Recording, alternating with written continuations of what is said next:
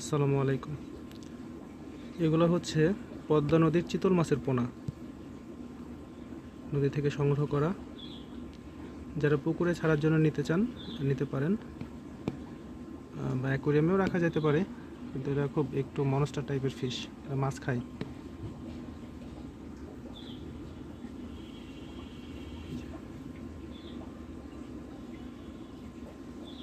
একেবারে দেশি চিতল মাছের পোনা।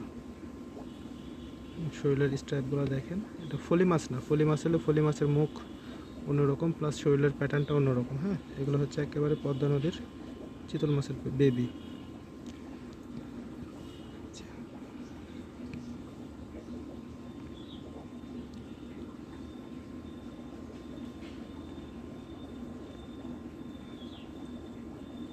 এর মধ্যে একটা বোয়াল মাছ আছে, ওই কোনাতে আছে একটা, ওই মাথার দিকে, ওই যে আসছে, বাড়ায় আসছে নিচে, একটা বোয়াল মাছের পোনা।